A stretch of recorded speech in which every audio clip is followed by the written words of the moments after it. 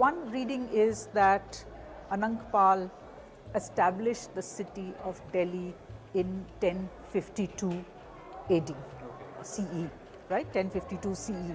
Anangpal, this is the Tomar ruler. Right. Another reading of that same inscription says that Anangpal tightened the nail. Behind that also lies a story. These were a lot of temples in this area at that point. It is believed that one of Anangpal's great ministers, who was Nattal Sahu, he was a Jain Sahukar. He had built one massive temple over here.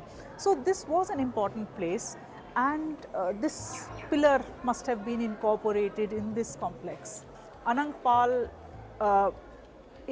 he was told by a sage that in his kingdom there was a nail, and this is supposed to be the nail, that this nail was driven into the ground, and it was resting on the hood of Vasuki, the serpent who holds up the earth. So this king decides that he will dig up the nail and see whether this is true or not, and he digs it up, and he sees that there's blood at the end of this thing. And the story then ends saying, and he gets scared and he says, put the nail back in the thing, because he had also been told that only as long as the nail remained, his rule, or his his family's rule, his dynasty's rule would continue only as long as the nail remained in the ground. So he tries to put it back, and of course it's not successful in putting it back in the head of the snake, and it says that Kili to dhili bahi, Tomar bhaya mathin. So Kili dhili rahi.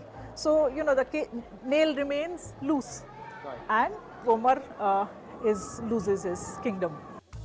In other accounts, Sage Vyas told the king that as long as the pillar stood firm, his reign will last. As Tomar tried to reinstall it back, only a length measuring 19 fingernails could go in the ground.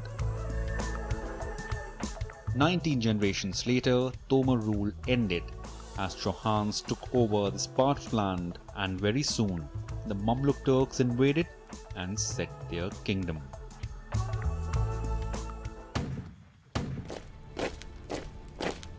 Large parts of North and West India had been ruled by several Rajput clans. Among them, one Pratihara clan established themselves as a major political force in northern India. It is said that among the generals and later governors of Pratihara kings were one from the Rajput clan Tomar, also known as Tuars. They ruled Delhi as independent kings covering present-day Haryana and parts of southwestern Uttar Pradesh.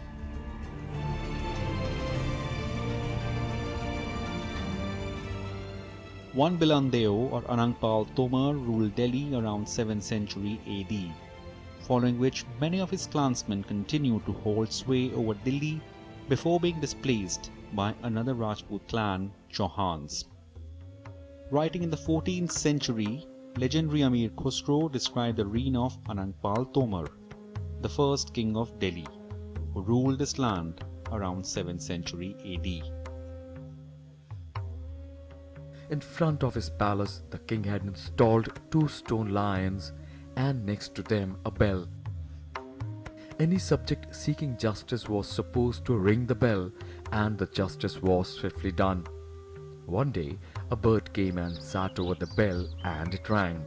Coming to know that a bird has knocked the bell for justice, King Anangpal Tomar ordered that chunks of meat be placed between the teeth of stone lions so that the birds could feast. That was one of the glimpses of Anangpal Tomar's Delhi. No one slept hungry in the city. Tomar built his capital, which largely now lies in the southern part of the city and its outskirts. Nestled between the modern buildings of fast-growing Faridabad near Delhi lies Anangpur village, where one could still find remains, or rather faint remains, of Anangpal Tomar's reign in Delhi. The village now wears a modern outfit. Once a mode of transport, bullock carts has now morphed into cars and SUVs. Shops, business, markets and fancy homes have now come up along this metal road. But the remains of Tomar era are still not distant.